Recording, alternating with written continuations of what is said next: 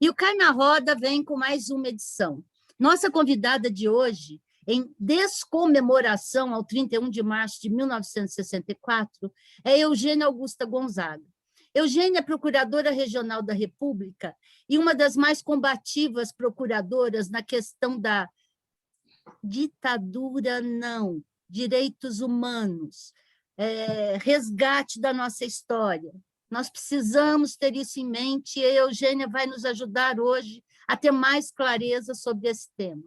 Eugênia, obrigada por aceitar nosso convite numa semana tão conturbada, e você vai ser entrevistada pelas jornalistas do GGN, Tatiane Correia, Patrícia Faerman, Cíntia Alves e eu, Lourdes Nassif. E eu vou começar a nossa roda de perguntas. Eugênia, uma pergunta bem simplesinha eu vou fazer. O que faltou na lei de anistia? Bem, para começo de conversa, faltou ela realmente ser uma lei negociada com paridade de forças. Apesar de dizerem que foi um pacto, a lei de anistia, ela foi imposta, ela não foi uma lei aceita por quem representava os militantes políticos. Ela precisava ter sido expressa, né, em relação a esses crimes chamados conexos, para não dar essa margem a essa interpretação. Agora, se eu for dizer assim que se tem algum defeito muito na lei da anistia, não é tanto a lei de anistia que tem defeito, é a interpretação que fizeram dela.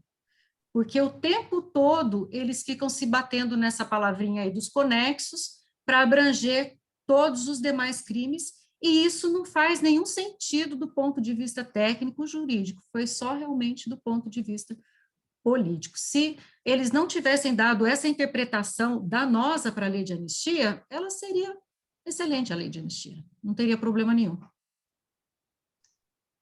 Aproveitando, então, o gancho dessa pergunta, Eugênia, eu queria entender se o que estamos vendo hoje em dia no país, né, esse espaço aberto para a defesa explícita do golpe, da ditadura, pelo próprio presidente da República, ele pode ser considerado um erro lá atrás, ou seja, um erro que cometemos na nossa justiça de transição, na transição que fizemos para a redemocratização?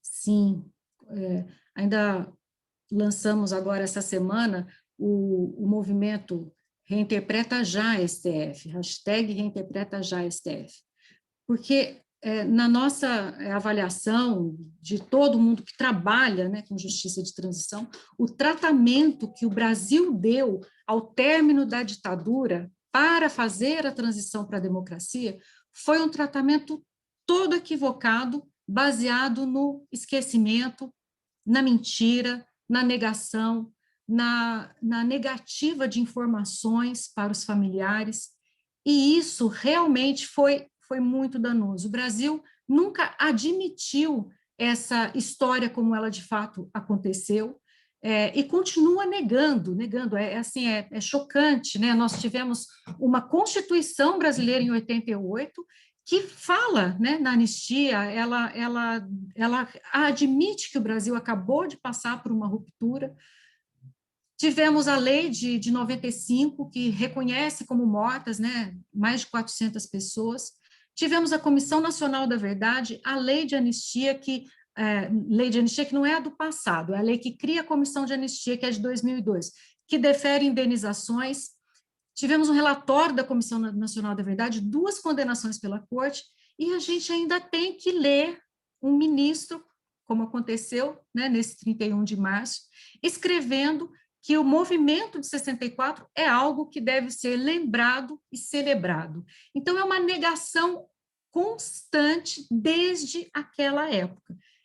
A meu ver, então, essa avaliação procede. Nós só estamos passando por tudo isso hoje, o Brasil continua sendo um país violento, desigual, fraco democraticamente, porque nós não fizemos corretamente a justiça de transição.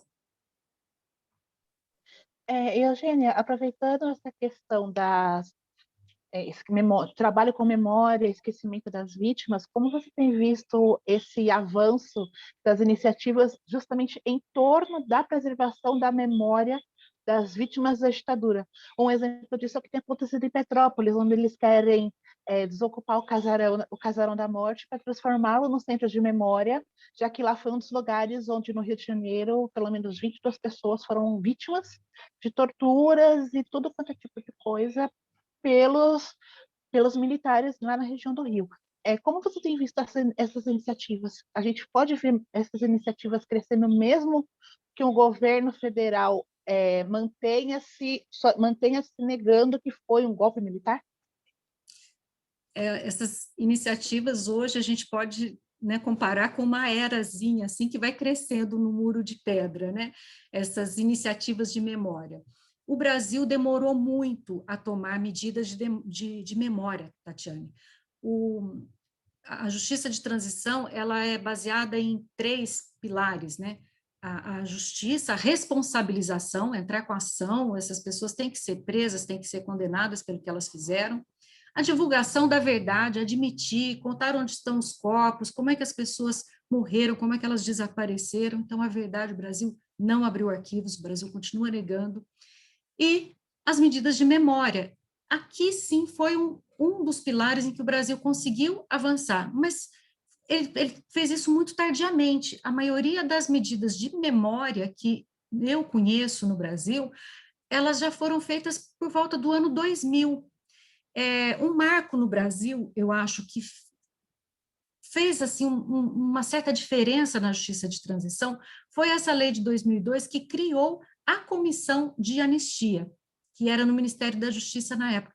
Essa comissão reconheceu mais de 30 mil pessoas como vítimas da ditadura, ela teve um critério muito mais amplo, né, para fazer essas indenizações, um critério correto, e essa comissão, ela fez pedidos de desculpas formais, coisa que nunca tinha acontecido no Brasil, e ela apoiou, incentivou a realização de várias medidas de memória, como essas que vocês estão citando. Hoje, no Brasil, a gente tem realmente poucos lugares para dizer que são espaços de memória. A Casa da Morte, por exemplo, é uma situação emblemática. Há anos que as pessoas vêm tentando fazer desapropriação desse local e o governo não faz. O próprio município de Petrópolis votou contra a desapropriação da Casa da Morte. Então, é uma luta constante.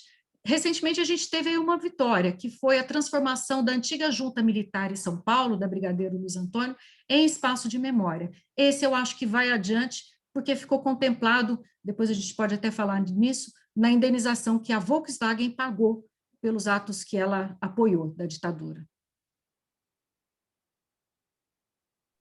Doutora Eugênia, antes da gente caminhar para essa questão da Volks que você sugeriu, acho que é um ponto interessante, mas eu queria voltar um pouquinho para a gente comentar sobre o que foi a Comissão Especial para Mortos e Desaparecidos Políticos, porque você presidiu ela desde 2014, né, se eu não estiver equivocada, e eu queria que a gente pudesse recapitular o que foi o trabalho daquela comissão, o que vocês produziram e como o que aconteceu com a comissão depois que o presidente Bolsonaro demitiu você e outras pessoas ali da comissão em 2019, naquele episódio envolvendo a memória do pai do presidente da OAB, né? Foi que aí você se posicionou contra o que o Bolsonaro estava falando, e no dia seguinte ele já deu uma canetada ali mostrando a que veio, né?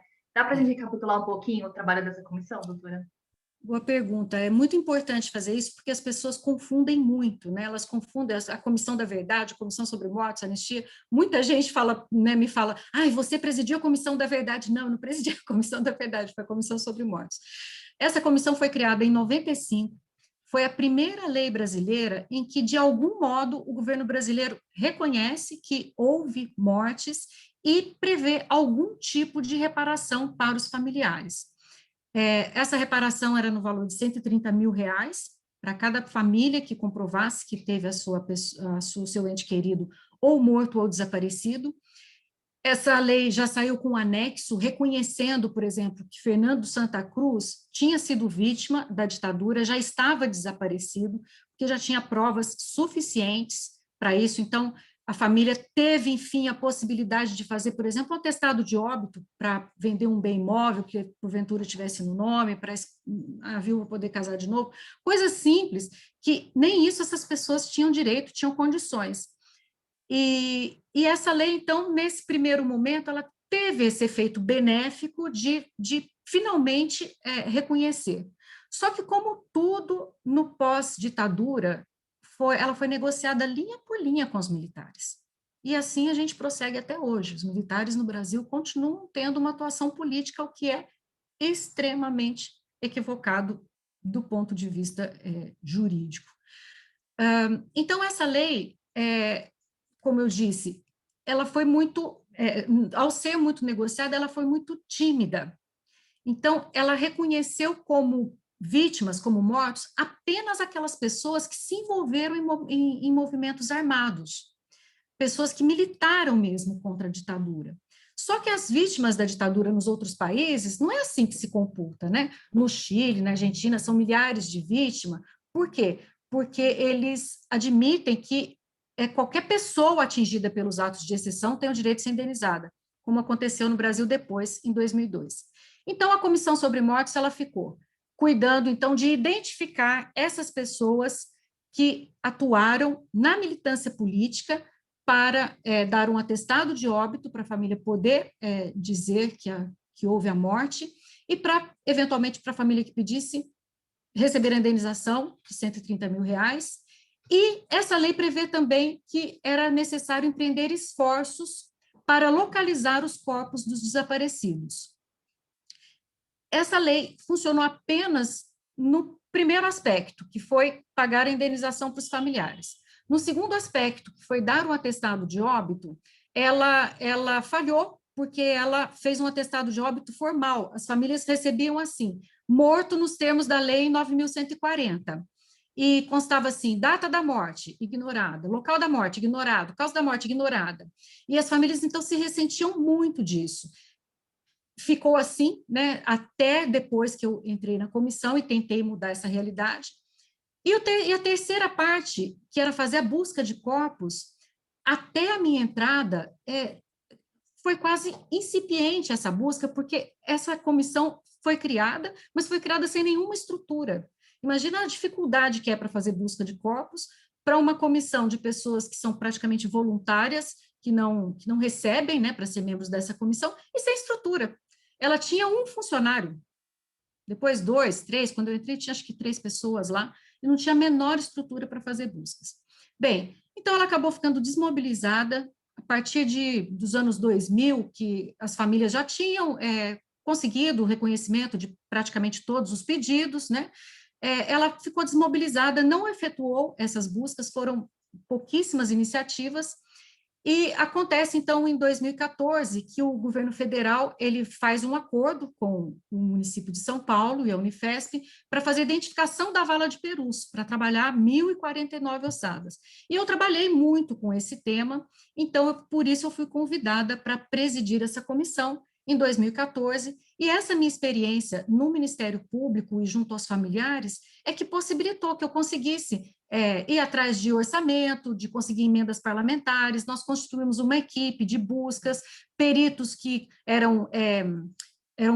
eles colaboravam, outros peritos contratados, e nós fizemos também até a retificação dos atestados de óbito. Esses atestados que constavam mortos nos termos da lei, nós colocamos como a Comissão Nacional da Verdade mandou, morto em razão de perseguição política, morte violenta em razão de perseguição política no tempo da ditadura militar. Foi uma iniciativa importantíssima que as pessoas ficaram extremamente gratas,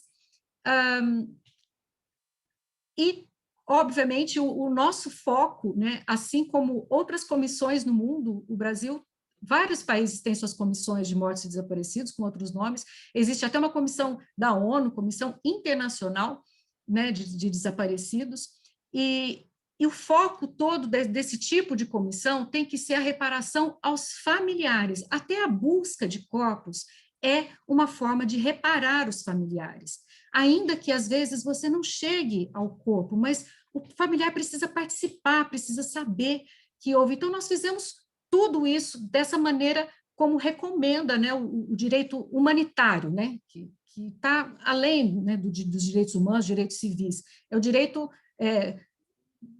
como diz, no nascedouro ali, né, do ser humano, de enterrar seus mortos, de saber o que aconteceu.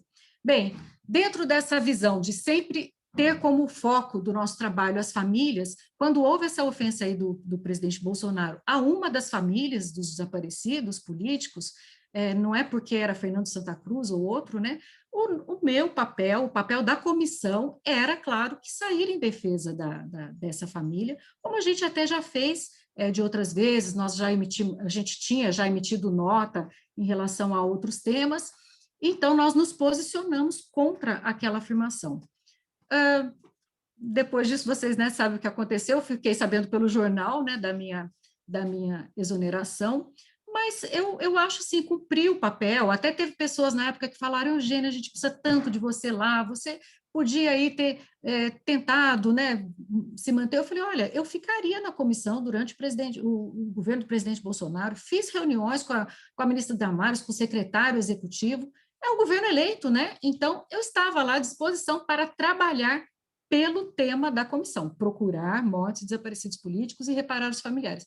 Mas, na medida que eles não quiseram mais fazer isso, eu fui exonerada, então era isso mesmo que eu tinha que fazer. Agora, a segunda parte da sua pergunta, estou falando muito, né? Perdão, mas na segunda parte que você diz o que aconteceu depois, voltou a ficar desmobilizada a comissão. O atual presidente dessa comissão, ele entende que, em primeiro lugar, a busca de corpos não é uma obrigação da comissão.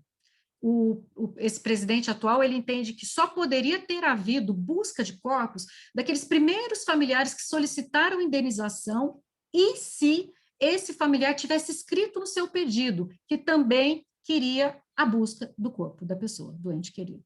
E isso é uma formalidade que nunca foi exigida dos familiares.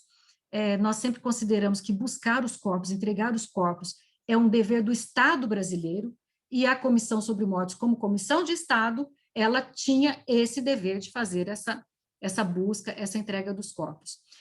Bem, ao parar de fazer as buscas, ele ficou apenas atuando praticamente na questão de Perus, que também está muito parada, muito demorada, né? Está em juízo a situação. Ele não pediu mais verbas, emendas parlamentares para a comissão, não renovou contratos com laboratórios no exterior para continuar fazendo os exames de DNA, e ainda para piorar, ele entendeu que esse procedimento de fazer a retificação dos atestados de óbito era um procedimento ilegal, equivocado, inclusive ele até me representou no Ministério Público Federal, e ele também parou de fazer esse tipo de prestação. Hoje, a Comissão sobre Mortes é praticamente inexistente. As 4 pessoas que o presidente Bolsonaro nomeou são pessoas que notoriamente são contra o objetivo da comissão, e, para mim, só isso, né, já é um ato de improbidade, porque se tem uma lei que manda fazer a busca de corpos, que manda indenizar os familiares, você põe lá alguém que é contra isso, você já está frustrando o objetivo da lei sem revogar, né, a lei. E é isso que está acontecendo no país novamente. Continuando um pouquinho no tema de Perus, como que você se envolveu no tema? Como eu sei que era Luísa Erundina, mas como que você chegou até a questão de Perus? Conta para a gente como é que foi isso. Eles chegaram até mim, né? Os familiares chegaram até mim. A vala foi aberta em 1990, foi retirado de lá 1.500 sacos contendo ossos, 1/3 era de crianças, um percentual muito alto para qualquer cemitério, né? 1/3. A justificativa para isso, mais razoável, seria que eram as vítimas da meningite daquele período também, que teriam sido enterradas ali, naquela quadra específica de Perus. Perus foi construído, né, para ocultar corpos vítimas de violência. Disso ninguém mais, né, tem dúvida. Então, essa vala tinha, então, esses corpos de crianças que foram já separados, porque não eram desaparecidos políticos, e ficaram sob análise em torno de 1.051 ossadas. 2 eles identificaram nesse primeiro momento, quando a vala foi aberta, e depois os trabalhos foram paralisados. Os familiares acham que, inclusive, houve um pedido expresso, né, por parte do governo federal, de alguma autoridade, para que esses trabalhos de identificação não prosseguissem.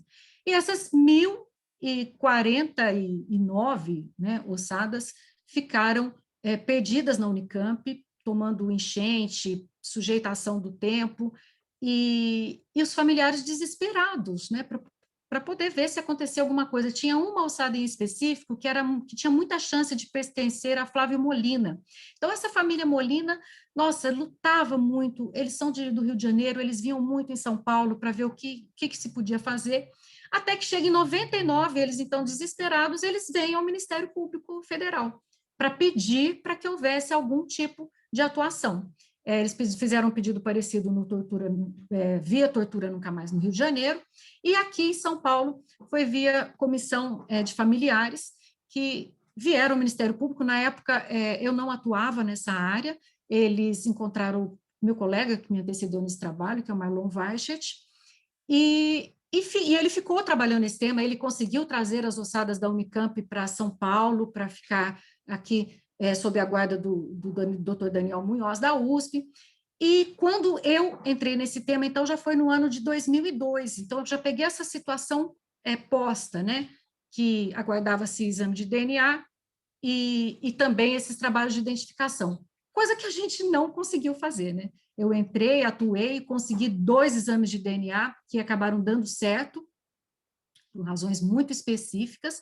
Isso aconteceu só em 2005, 2006. Eu cobrava muito dessa comissão sobre mortes que atuasse, que desse a verba para os exames de DNA, oficiava demais para eles, e foi assim, foi uma luta constante para poder fazer com que o Estado de São Paulo e a União fizessem a sua parte na busca desses corpos. Até que não teve jeito mesmo, né, de quando eu entrei, no ano 2002. Então, até 2009, nós tentamos administrativamente, sem entrar na justiça, fazer eles cumprirem, mas aí não teve jeito, a gente acabou tendo que entrar na justiça, então a questão foi judicializada, mas pelo menos surgiu, então, esse grupo de trabalho Perus aí, em 2012. Eugênia, eu gostaria que a gente continuasse nesse tema. A gente acompanhou logo no começo do grupo de trabalho, que foi um grupo muito interessante, né? Ele foi criado pela comissão em parceria com diversas instituições, incluindo universidades, né? A Unifesp. Eu lembro que a Prefeitura de São Paulo também, na época, também se envolveu, se mobilizou, né? A pasta de direitos humanos. Então, eu gostaria que você falasse um pouco sobre todo esse trabalho empenhado, né? E até onde chegou? Você comentou que, ultimamente, foi novamente paralisadas as atividades, até onde conseguiu avançar, né, esse grupo de trabalho, e o que dizer sobre essas paralisações, porque o histórico da Vala de Perus já é um histórico de negligência e omissão desde, né, 1990, quando a vala foi aberta, né, teve o processo de buscas, as primeiras buscas, depois paralisação de novo, retomada, paralisação de novo. Então, como que ficam os familiares, né, nesse cenário em que eles tomam esperança de que vai ter algum andamento da possibilidade da descoberta, né, de familiares perseguidos políticos, e depois, de novo, é paralisado. Então, como que fica isso do ponto de vista dos familiares? Uma revitimização constante, é um dano constante, é uma ferida que não se fecha. Eu vejo assim como uma maneira continuada de tortura, né? O processo do desaparecimento é um processo muito lesivo para a família, porque talvez seja até pior que a morte, né?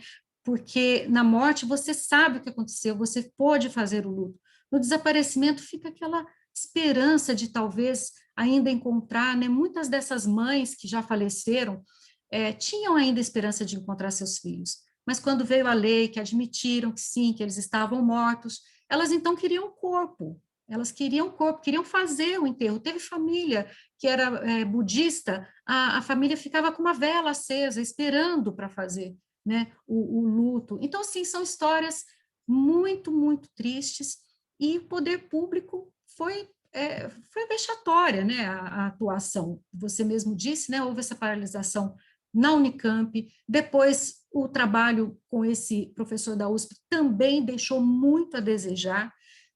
De 2005, praticamente nenhuma equipe atuou, teve algumas iniciativas muito pequenas, até que em 2011, mais uma vez os familiares conseguiram, através de uma associação de advogados, juntar um dinheiro para fazer uma perícia por conta deles, porque o governo não pagava essa perícia, olha só. E isso, então, eu acompanhei de perto, porque eu ainda estava no Ministério Público.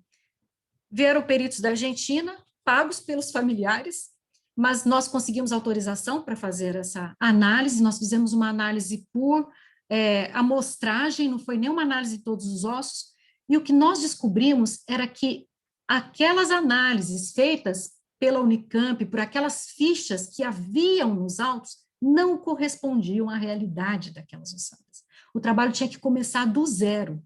E nesse período também, nós descobrimos que estava tendo infiltração lá no cemitério do Araçá. E levamos esse problema, então, ao novo prefeito de São Paulo, que em 2012 passou a ser o Fernando Haddad, e que tinha uma postura sempre pró, né, direitos humanos.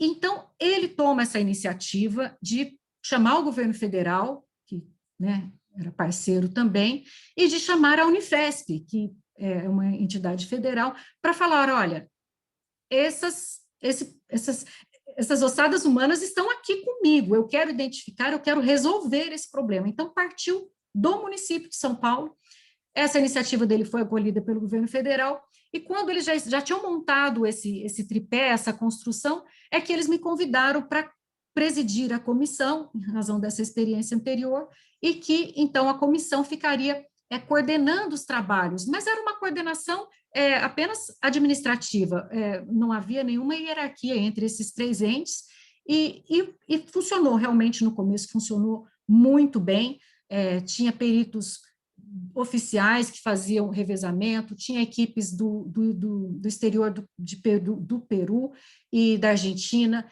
que trouxeram o seu conhecimento e completou, né, com os brasileiros aqui.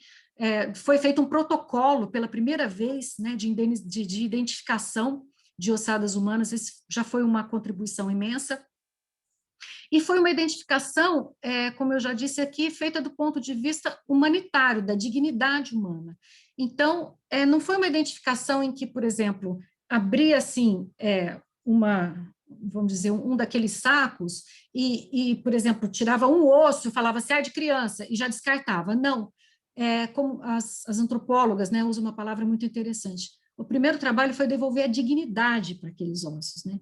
Então, eles abriram um por um, limparam, um trabalho meticuloso, de escovinha de dente, assim, montava cada esqueleto, e ao fazer isso, eles descobriram que havia muitos ossos misturados. Então, por exemplo, quando abriam o saco, pegavam o osso que falava de criança, eles descobriram que não, podia ser alguma mistura, e aí montava. E ao montar os esqueletos todos, eles puderam medir, verificar o sexo, ver a estatura.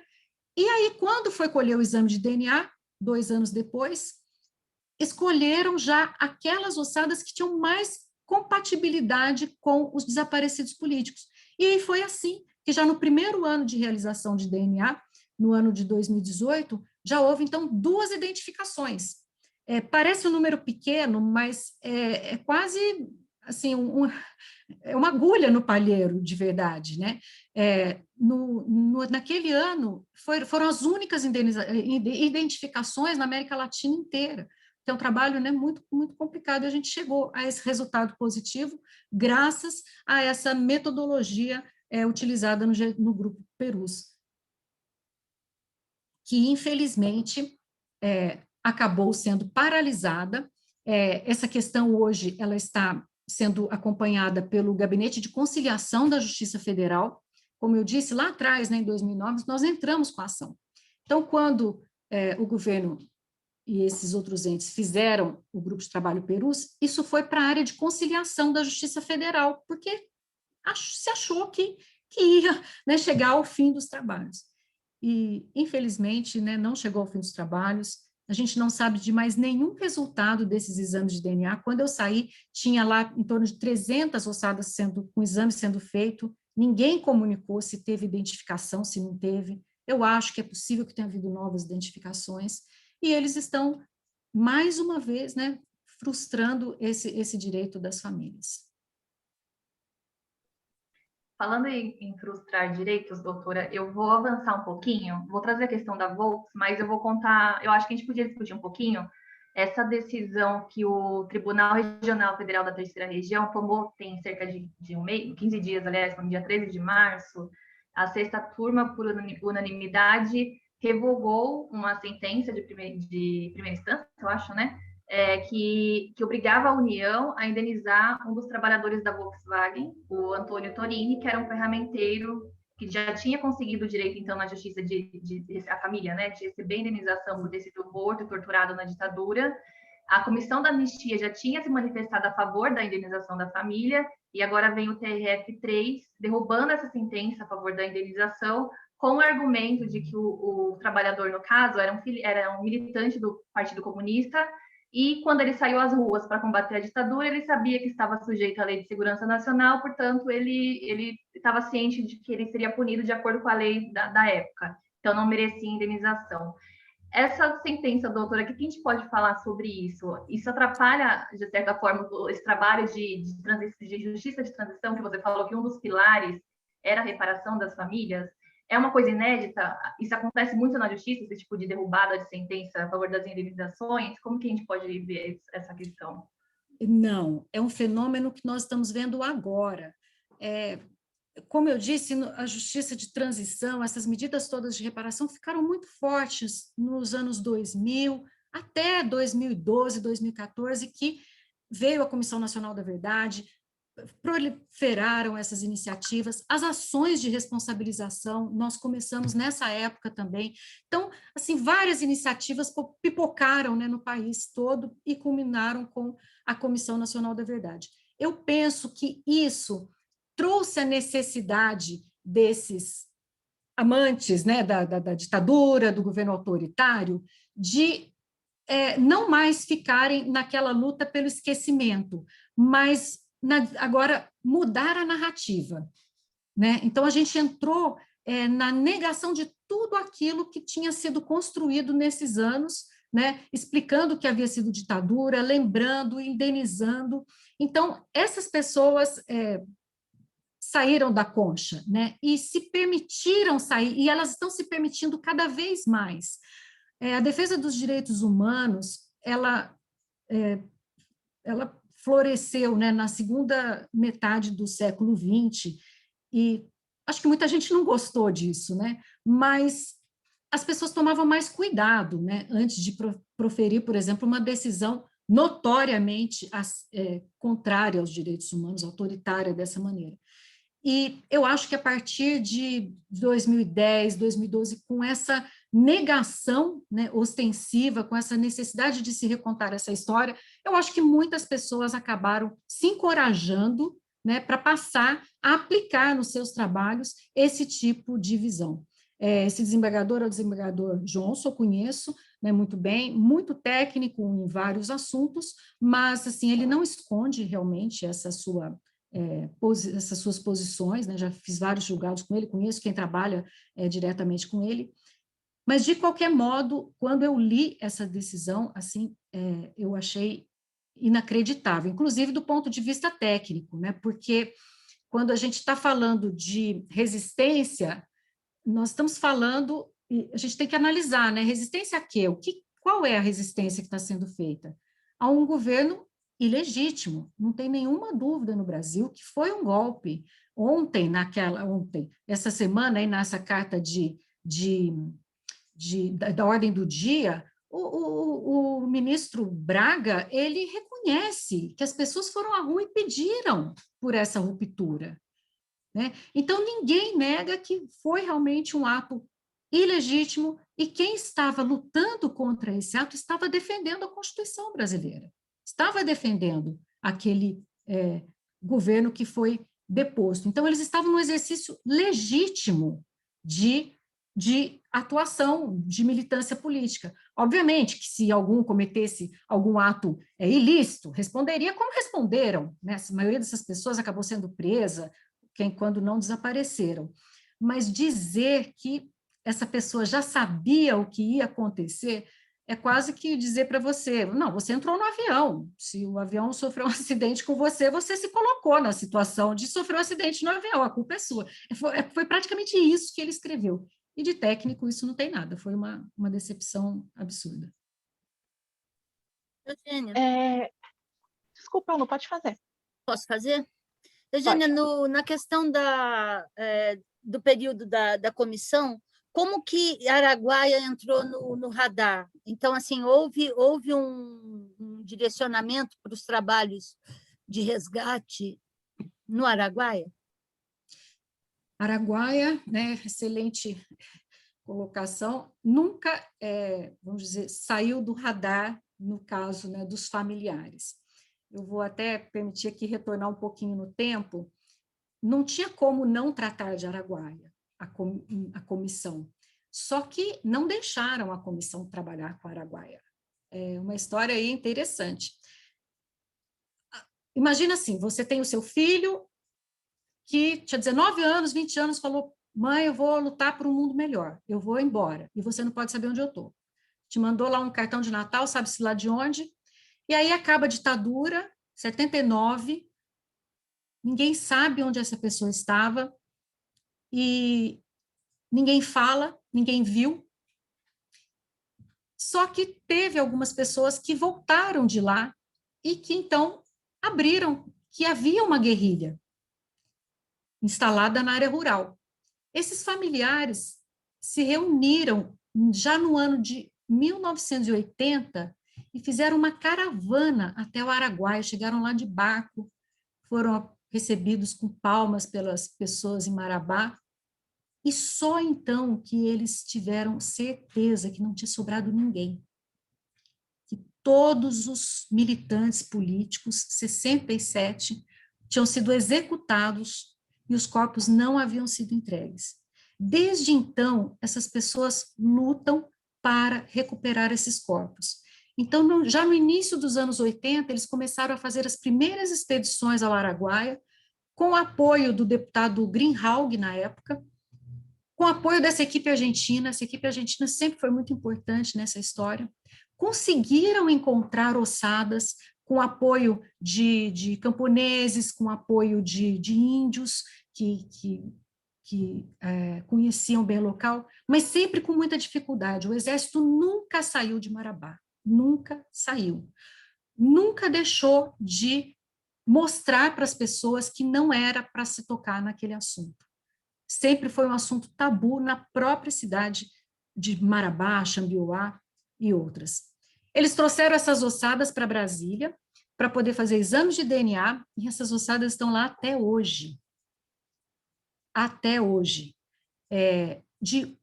Eles conseguiram identificar 2 pessoas nessas buscas, identificaram a Maria Lúcia Petit, por conta do relato embrulhado em paraquedas, né, da situação que foi encontrado, e anos e anos depois fizeram o exame de DNA e identificaram Bergson Gurjão, que foi encontrado graças a depoimentos também de pessoas locais. Teve pessoas lá que morreram, foram assassinadas, quando colaboraram com as famílias que iam lá fazer a busca. As famílias sempre acabaram indo para o Araguaia por conta própria, porque não tinham apoio do governo federal, ao ponto de elas entrarem com ação. Então, essa ação Gomes Lund, que acabou indo parar lá na Corte Interamericana, é dessas famílias que buscavam e nunca conseguiram encontrar, ter respostas, né, do governo. E, obviamente, demorou muito nessa ação. Quando vem essa condenação, quando vem essa condenação em 2010, que o Brasil tinha que fazer a busca dos corpos, o que é que eles fazem? Ao invés de dar estrutura para a comissão, que era o órgão que existia para fazer a busca, eles criam um grupo de trabalho Tocantins, composto pelas Forças Armadas, pelo Exército. E quem fez isso foi o presidente Lula e o Nelson Jobim.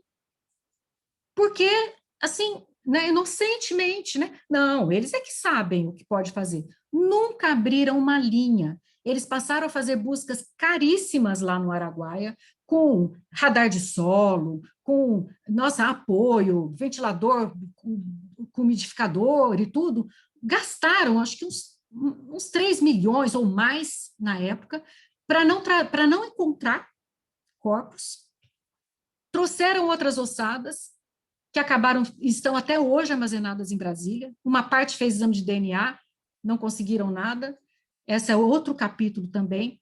Quando eu entro, então, na comissão, bom, aí o Ministério Público, nessa época eu ainda estava no Ministério Público, não que eu estava, eu continuo no Ministério Público Federal, mas eu estava nessa área no Ministério Público Federal, fiquei lá até 2012, nós, então, fizemos uma recomendação para o governo federal. Olha, quem tem que fazer essas buscas é a Comissão sobre Mortos, ou pelo menos participar das buscas, os familiares têm que participar. E aí veio uma recomendação da própria ONU, da própria Corte Interamericana, então eles refizeram esse grupo Tocantins, e ao invés de ser apenas Exército, eles fizeram, então, o chamado Grupo de Trabalho Araguaia, composto por representantes do governo federal e por representantes dos familiares. E a comissão, novamente, ficou de fora, apenas como observadora desses trabalhos. Quando eu entrei em 2014, nós pleiteamos para a juíza federal, doutora Solange Salgado, que estava, na época, cuidando dessa execução, dessa condenação. Nós pleiteamos que a comissão passasse a coordenar esses trabalhos, que fizesse, enfim, a identificação da maneira que manda, né, os protocolos internacionais. Eles não aceitaram, a comissão continua sendo apenas um ator que poderia acompanhar, mas ela falou alguma coisa importante, a comissão também não estava impedida de atuar, né? Então, foi quando nós começamos a constituir equipes para ir para o Araguaia, só que nós chegamos à conclusão que a gente tinha que fazer mais oitivas, buscar mais documentos e não propriamente diligências de campo, porque é um mundo lá, assim, você ir lá com radar de penetração de solo é que nem você passar uma enceradeira numa cidade, entendeu? É uma coisa, assim, sem explicação lógica, né?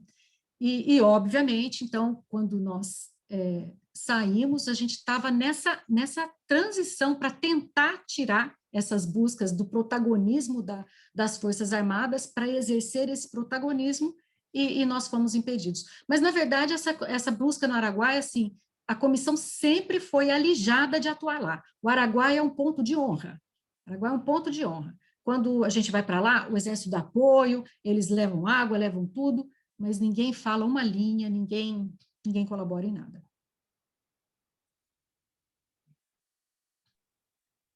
Bom, doutora, vendo todo esse papel do Exército, né, com relação à participação nas buscas das vítimas, vendo um governo atual, onde a gente vê claramente exaltação ao golpe de 64. A gente vê um presidente eleito em que, quando deputado, exaltou um dos principais torturadores ao lado do filho, exaltou o nome dele no julgamento de uma presidente que foi vítima de tortura na ditadura militar. E um presidente que, quando deputado, também mostrou o livro escrito por esse torturador em plenário. Como que você vê os frutos de todo esse trabalho? Você acredita que ainda ainda se tem muito a fazer em termos de trabalho, em termos de reconhecimento dessas vítimas, reconhecimento da população de que houve, sim, um golpe que alejou a própria população de ter uma conjuntura diferente de forma geral, não? Como que você vê isso? Bem, o comportamento do presidente Bolsonaro enquanto deputado já era lamentável. Eu cheguei a ser presidente da comissão quando ele fez, eu estava já presidente da comissão quando ele fez esse ato de homenagear o USP. Nós representamos contra ele para a comissão de ética e que arquivou, entendeu que não era um ato que produzisse maiores danos. O presidente Bolsonaro, ele cuspiu numa estatueta do então deputado Rubens Paiva, que é um ato, assim, indecoroso, né, para um parlamentar dentro do Ministério da Justiça. Isso para falar o mínimo. Então, ele não poderia ter sido mantido nem como deputado, porque não havia estofo, não havia decoro para que ele ocupasse um mandato legislativo. Infelizmente, o Brasil, na minha opinião, por que isso, né, vem acontecendo? Por que esse desmerecimento? Por que essa conivência com fatos desse tipo? Desculpa, gente.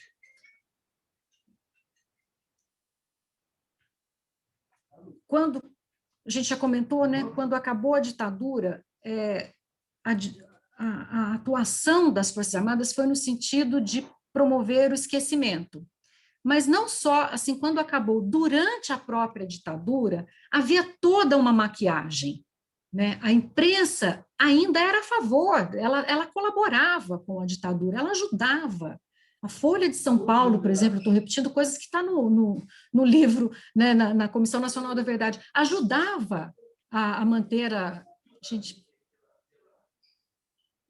tem como não? Não? Bom, nossa, estou até perdendo, porque... Desculpa que acabou tocando o telefone aqui, eu me desconcentrei. O que eu quero dizer, dentro desse período de esquecimento, é que, além da questão da imprensa, eu me coloco como nós, porque eu nasci em 69, nós acabamos frequentando já uma escola sem partido naquela época. Tudo era proibido, não se podia falar nada. A gente aprendia as coisas sem a menor contextualização. Eu lembro que, com 6 anos, eu tive que aprender a escrever Ernesto Geisel, né, aprender que a abreviação de general era GAL, né, G-A-L, e assim, sem o menor contexto de dizer que aquilo era um militar, porque não podia falar.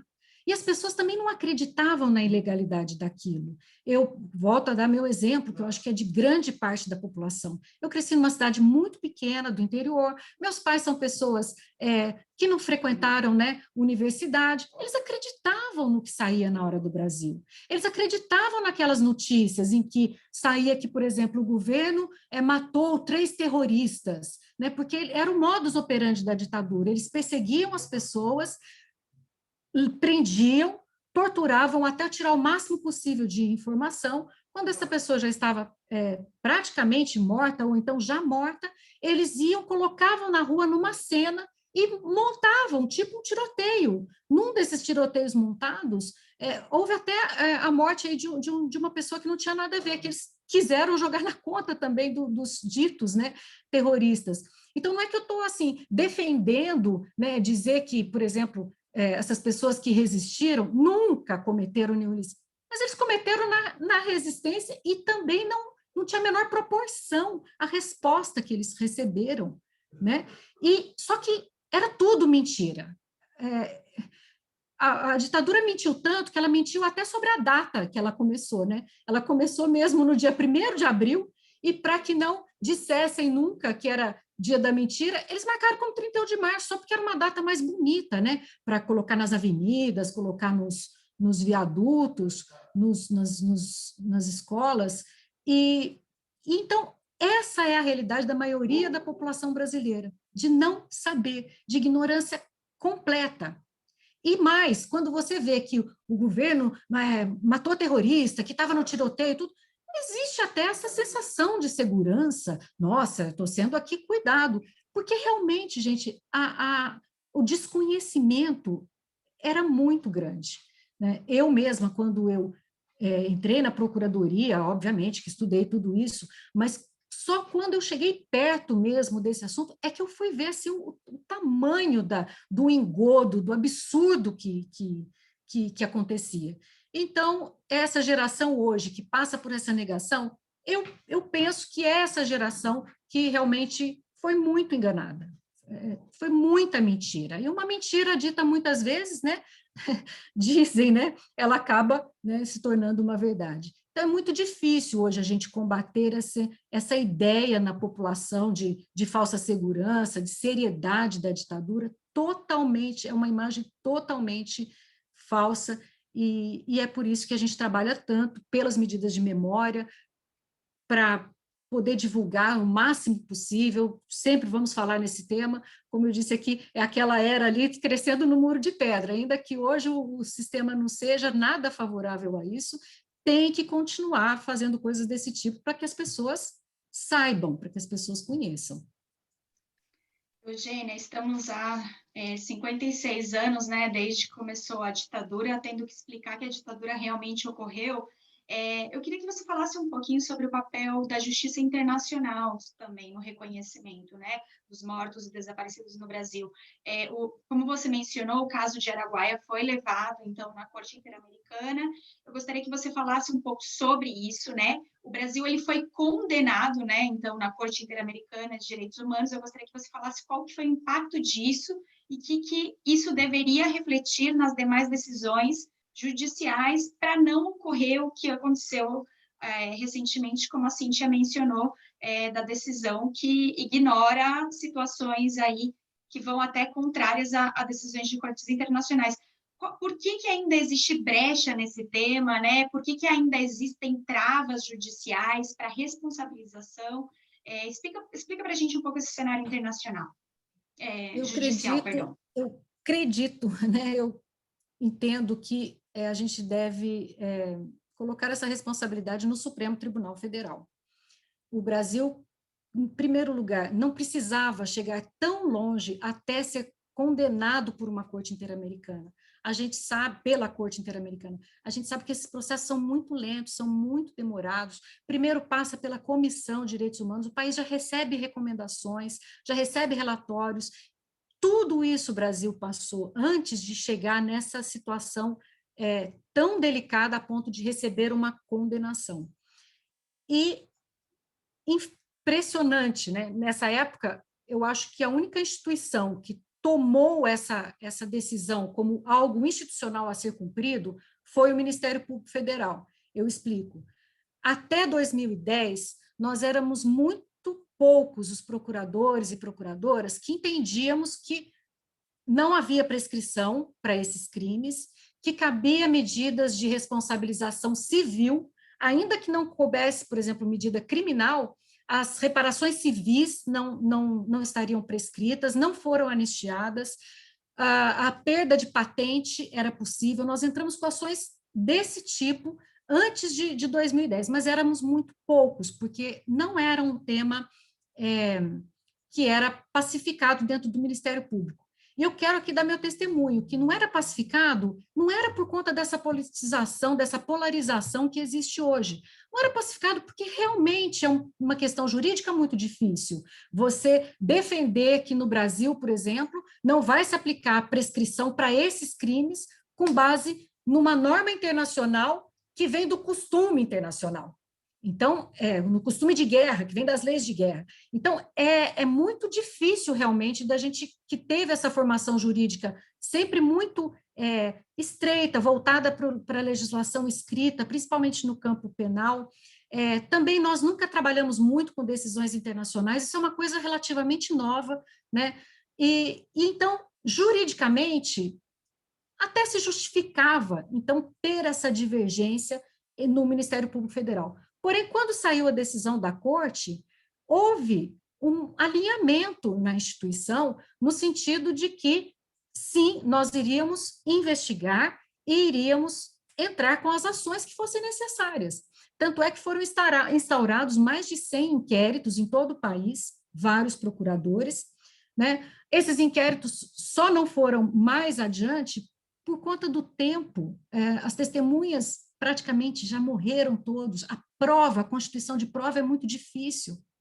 Né? Vocês viram que a própria Comissão Nacional da Verdade, ela praticamente reconstituiu o que havia, porque a gente não tem abertura de arquivos, mas o Ministério Público, então, abriu esses dezenas de inquéritos, ofereceu já mais de 40 denúncias criminais, são ações criminais que estão em andamento, essas pessoas estão tendo que contratar advogado para se defender, e nós, recentemente, tivemos uma decisão, essa questão de perder patente, né? Só nesse ano de 2020 saiu uma decisão dizendo que sim, que podia caminhar essa ação perdendo a patente, quase 15 anos depois, né?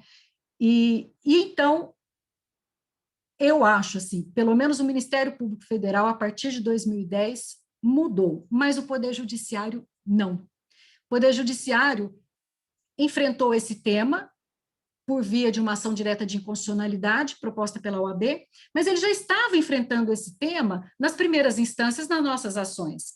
Só que quando eles entraram com essa ação no Supremo, essas ações todas foram paralisadas, esperando o julgamento do Supremo. E, lamentavelmente, o Supremo decidiu pela aplicação da lei da anistia àquilo que não está escrito nela, né, Lourdes? Voltando àquela nossa pergunta, né, no começo. Votaram pela aplicação da lei de anistia ao que não está escrito nela, ou seja, para beneficiar os militares. Todos reconheceram que foi uma interpretação política para garantir a pacificação social. A própria presidência da República no Brasil nunca colocou assim, nunca fez força de um lado ou de outro, falava assim, não, é o judiciário que vai decidir, o que foi também uma postura muito ruim nos outros países, isso era sempre tema de campanha de qualquer presidente da República. E, meses depois da decisão do Supremo, vem a decisão da Corte, que não é uma decisão superior à decisão brasileira. Precisa entender, muito interessante essa pergunta, porque as pessoas ficam achando, não, então vai para a Corte, é superior. Não é superior.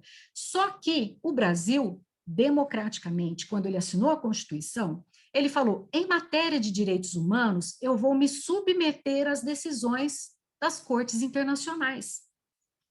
Então, por isso que a decisão da Corte em matéria de direitos humanos tem prevalência sobre a decisão do Supremo. Onde está escrito isso? É doutrina, é construção, isso no mundo inteiro, mas não no Brasil. O Brasil é signatário, né, Eugênia? O Brasil é signatário, o Brasil tem a Constituição dizendo que vai cumprir as decisões internacionais. E o que aconteceu com essa decisão da Corte? Chegou no Supremo, está lá, colocada como embargo de declaração nessa outra decisão que eles disseram o contrário da Corte, né, anterior. Houve outras ações e essa ação está até hoje arquivada, aliás, em suspenso, sem colocar em julgamento.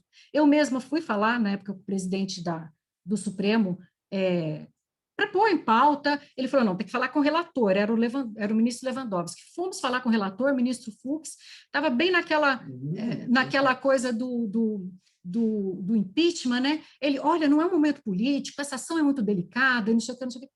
Enfim, o momento político, pelo visto, não chegou até hoje, e por causa dessa omissão do Supremo Tribunal Federal, outros juízes passaram a suspender as ações, a não receber.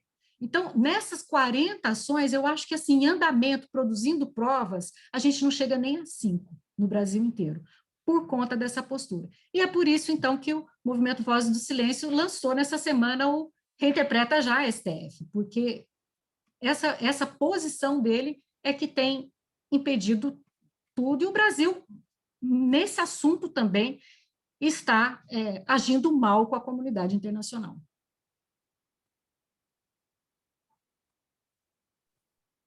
Eugênia, nós estamos quase chegando no nosso final.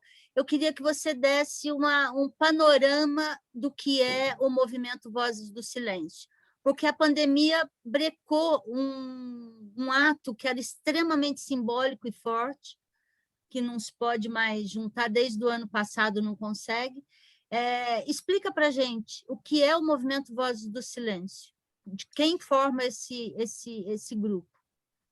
Em outros países aqui da América do Sul, né, da América Latina, as entidades, as vítimas, já fazem suas caminhadas do silêncio já há muitos anos, em homenagem, em memória às vítimas dos regimes autoritários. O Brasil ainda não havia feito. E no ano de 2018, nossa, parece que faz tanto tempo, né? No ano de 2019, o Grupo Tortura Nunca Mais na Bahia lançou a Caminhada do Silêncio que eles iam fazer lá. Na época, eu ainda era, né, presidente da comissão, e falei, nossa, nós vamos encapar isso, porque isso é um ato extremamente importante de reparação para os familiares, né? E, obviamente, como a comissão é nacional, né, não era fácil articular isso nos vários locais, mas até que houve, né, manifestações nas várias capitais, e aqui em São Paulo, a comissão teve muitos parceiros, ela teve apoio também da Procuradoria Federal dos Cidadãos na época, teve muitos parceiros, OAB, diretórios acadêmicos, Núcleo Memória, Instituto Vladimir Herzog, teve muitos parceiros, e organizou esse ato. Era um ato já muito assim, bem pensado, bem planejado, com a presença de artistas maravilhosos, né, como Renato Braz, Fabiana Cosa, Vicente Barreto, Eduardo Gudim, todas essas pessoas queriam colaborar com o tema, e aí, para nossa, sei lá, né, sorte, naquela semana que ia ter a caminhada, a gente esperava no máximo 1.000 pessoas, na melhor das expectativas, porque o Brasil não tem essa cultura. O Brasil, normalmente, esse tipo de ato, assim, ele acaba ficando restrito, né, às pessoas que são mais ligadas a esse tema. Bem, naquela semana, o presidente Bolsonaro, então, convocou as pessoas para saírem nas ruas para comemorar o golpe, né, de 31 de março. Isso gerou um efeito contrário, né? A imprensa, o próprio GGN aqui na época atuou bastante nisso, falou, bom, então vamos nas ruas para a caminhada do silêncio, né? Vamos para a caminhada do silêncio, é lá que a gente vai lembrar, né, do golpe militar. Era um domingo, também isso colaborou, né? E as pessoas, então, naquele domingo em que o presidente tinha convocado para comemorar o golpe, as pessoas saíram de casa de preto mesmo, de roupa escura, nós avisávamos que era para levar velas e flores, as pessoas aderiram de uma maneira assim, inacreditável. Então, foram mais de 10.000 pessoas para o Parque do Ibirapuera, foi realmente um ato grandioso, o maior desde o fim da ditadura, desde a Constituição brasileira, e as pessoas, como eu disse, aderiram à ideia completamente. Foi emocionante essa caminhada inteira dentro do parque, até o Monumento dos Desaparecidos Políticos, em absoluto silêncio. Teve a concentração com esse show, que foi um show para reunião das pessoas, né? E o show durou das 4 até às 6, quando foi 6h30, então saiu a caminhada, em absoluto silêncio. Foi muito emocionante, as pessoas com as fotos e tudo. E quando chegou ao monumento, houve uma iniciativa de começar a se falar, não só no nome de vítimas, mas no nome nas várias chacinas que aconteceram no Brasil. Desde a ditadura, 8.000 indígenas mortos, 2.000 crianças mortas na epidemia de meningite, até a chacina da Candelária, chacina olha, todos, né? E aí as pessoas respondiam presente, assim, em uníssono. Foi muito forte. Então, por isso surge aí esse nome, né? Vozes do Silêncio, né? As pessoas estavam sempre em silêncio com esse tema, e naquele dia houve, né, esses brados. E esse movimento, ele surgiu para agregar o país em torno desse motivo, contra as vítimas de violência do Estado. O foco é nas vítimas da ditadura, mas ele também trabalha com movimentos que enfrentam hoje, né, a violência de Estado nos dias de hoje. E, bem, veio a pandemia em 2020, foi uma vigília digital, foi muito interessante, mas ainda foi, acho que assim, menor, né? As pessoas ainda não estavam muito antenadas. E esse ano houve uma coisa muito interessante, eu acho que as pessoas já estavam conformadas com o fato de não ir nas ruas, né? Nós tivemos adesão de pessoas assim do sul ao norte do país, praticamente tinha mais de 10 estados representados. Então eu acho que o Brasil ele caminha assim para fazer dessa data, né, para lembrar dessa data como aquilo que ela foi, né, um ato criminoso, um ato que deixou marcas profundas no país. E eu espero e eu acho que esse movimento ele já decolou mesmo, eu acho que vai se tornar uma constante no Brasil também, assim como já é em outros países. E quando puder sair nas ruas, vai ter uma grande caminhada de novo, espero que em várias capitais. Para que não se esqueça, para que não mais se repita. Você sabe que a gente já mudou esse slogan, a gente tem escrito para que não se esqueça, para que não continue se repetindo. A gente Perfeito. Já está escrevendo isso nos textos e tudo, porque, infelizmente, eu acho que a gente ainda não mudou de atitude, a gente ainda segue esse modus operandi da ditadura. Eugênia, é uma pena. Chegamos ao final da nossa entrevista aqui. Você sabe mais do que ninguém que Cai na Roda, redação, GGN está sempre pronta a encampar essa luta, que é a nossa luta, não é uma luta que vamos participar, não, a luta é nossa, estamos juntos, e sempre que precisar do palanque para amplificar alguma luta, pode contar com a redação. Valeu, adorei. Como outras entrevistadas, eu vou dizer, primeira vez que eu sou entrevistada por várias mulheres, assim, com essa profundidade, né? Então, a honra aqui foi minha, fico muito feliz e continuarei contando com o GGN como já fazia antes. Um beijo para vocês. Obrigada, doutora.